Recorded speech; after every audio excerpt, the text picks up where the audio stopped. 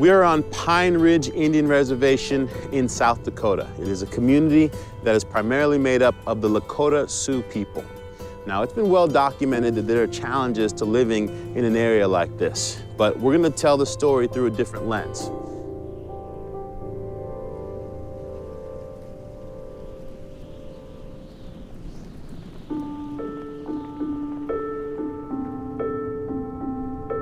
There's not a lot happening here on the res. Crossing 3,500 square miles and 3 county lines, the Pine Ridge Indian Reservation is statistically the poorest place in America.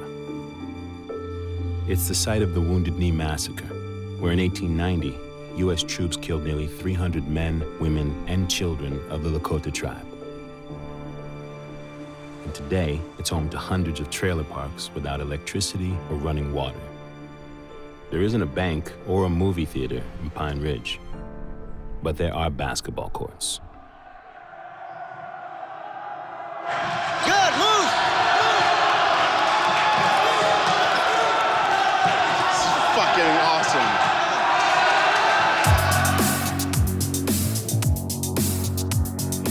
Let's go! Sprint! Awesome. This isn't basketball, it's Rezball.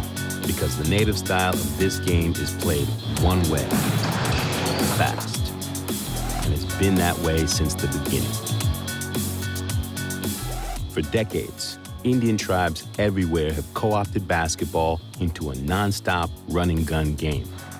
And today on Pine Ridge, this tradition flows through one rivalry between the only 2 high schools in town.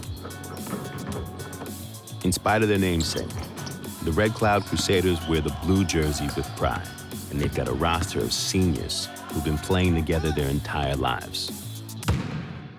But standing in their way is stiff competition from the younger Pine Ridge Thorpes, as in Jim Thorpe, one of the greatest athletes of all time. And while the students from both teams all come from the same tribe, the rivalry splits the res in 2 every year.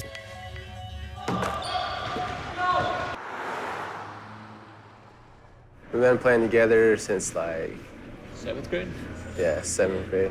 You're built like a mini, compact Ron. So when I first saw you today, I was like, that just got built like a man. I had this since like 6th grade. Really? When people see the res as dangerous and hostile and all that nonsense, but we're just friendly. I know basketball has kept you guys focused, but you're not on the court all the time. How do you guys avoid those opportunities to, make a bad decision for a night? I mean, just being together pretty much. It's because the res, it's in bad shape. There's a bunch of suicides, lost hope. I lost my dad to suicide 3 years ago, so that was pretty big. At the time when he killed himself, we had a game. You went out and played after you found out? Went out and played. As soon as I got on that court, it's my main focus was to get the win. And after that, I went straight to his wake. I stayed there for 2 days straight. And it was just, I wouldn't wish that on anybody, that feeling. It just sucked, man. What would you say basketball means to a kid growing up here? It's like hope. Hope? Why? There's a park down here called Yo Park. Every night of the summer, there's games going on every night. And kids can turn to it. So it's the main focal point on the res. For centuries, this land has been home to a sub-tribe of the Lakota people known as the Oglala. Translated from the traditional dialect, Oglala means they who scatter their own. And while traces of the Oglala heritage are still visible around the res, that name has never been more relevant than it is today. The language itself is endangered, but the Lakota people aren't ready to give up on it yet. The seniors who line up on either side of the ball tonight, they have a lot on their mind. Because they're not just kids playing in a high school rivalry. They're Lakota kids.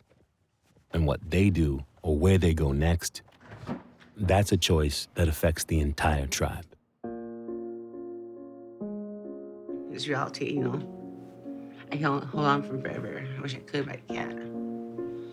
So I'm encouraging them to go to college.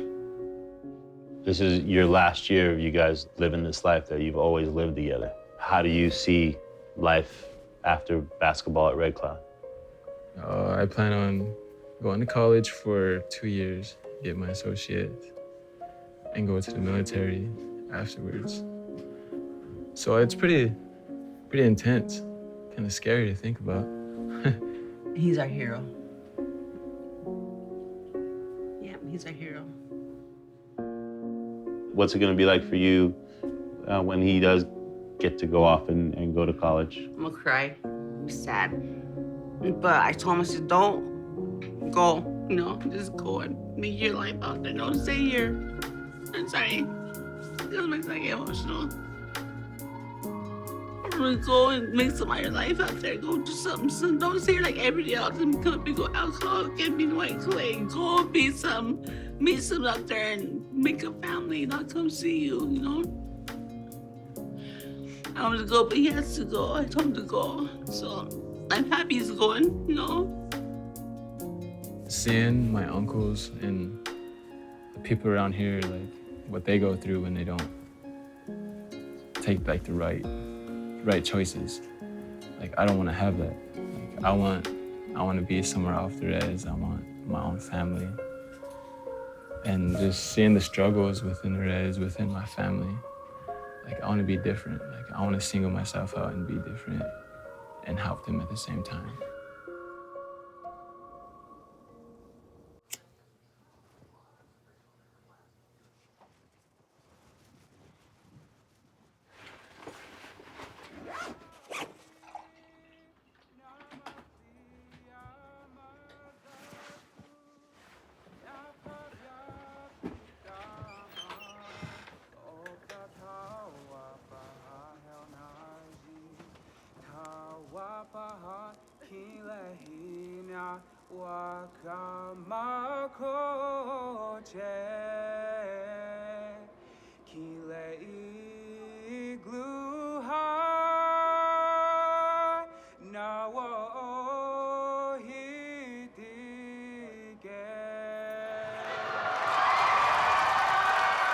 I'm in the hallway of the Red Cloud Gymnasium right now. Inside that gym, 1,000 fans packed strong. They've locked the doors and said no more people can come in. Again, you're rolling tonight for the rivalry game, Pine Ridge and Red Cloud.